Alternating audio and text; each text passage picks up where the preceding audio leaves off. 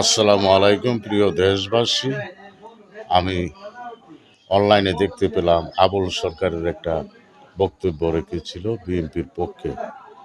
বক্তব্যতে বলেছিল যে বিএনপির কোনো লোক গান বাজনার বিরুদ্ধে কথা বলে না, তারা গান বাজনাকে ভালোবাসে।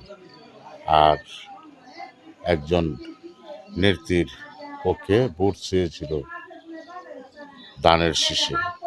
একজন এইবার সামনের নির্বাচনে এমপি নমিনেশন পেয়েছে, তার পক্ষে ভোট চেয়েছিল, সেটাই তার অপরাধ। সেই ভোট চাওয়াতে বা বিএনপির পক্ষে কথা বলা থেকে আবুল সরকারকে গ্রেপ্তার করা হয়েছে। সেটা সম্পূর্ণ জামাতের কারচুপি। জামাত এই প্রশাসনকে নিয়ন্ত্রণে নিতে চায়। প্রশাসন জামাতের কথা শুনছে মনে হয়, তা না হলে আবুল সরকারকে বিনা ওয়ারেন্টে গ্রেপ্তার করা হতো না। সব জামাতের চালবাজি। এই চালবাজদেরকে ৭১ তারা চালবাজ খাটিয়ে দেশের অনেক মানুষ হত্যা করেছে, মা বোনদের ইজ্জত লুটে নিয়েছে।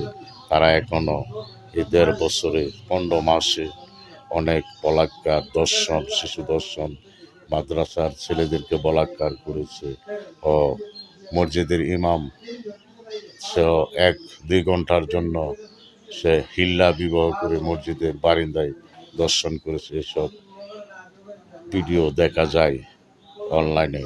তারা এই দেশের মধ্যে এমন একটা রাষ্ট্র পরিচালনা করতে চায়, সেই দেশে জামাতের বিরুদ্ধে কথা বলবে না, তারা যা খুশি তাই করে যাবে, সেটা চায়।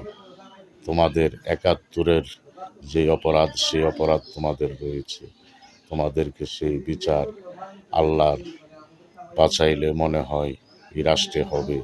তোমাদের বিচার এই রাষ্ট্রে একদিন না একদিন হবে। যে অপরাধ তোমরা করতেছো, এখন বর্তমানে নির্বাচনের বিরোধিতা করতেছো। নির্বাচন যেমন না হয়, তোমরা লুটে পুটে খেতে পারো, এখনো খাচ্ছ, আরো খাওয়ার চেষ্টা করছো। হুঁশিয়ার করে দিতে চাই, তোমরা ভালো হয়ে যাও, এখনো সময় আছে, গণতন্ত্রের দিকে আসো, তাহলে পুরাণ পাপ তোমাদের মোচলা হবে।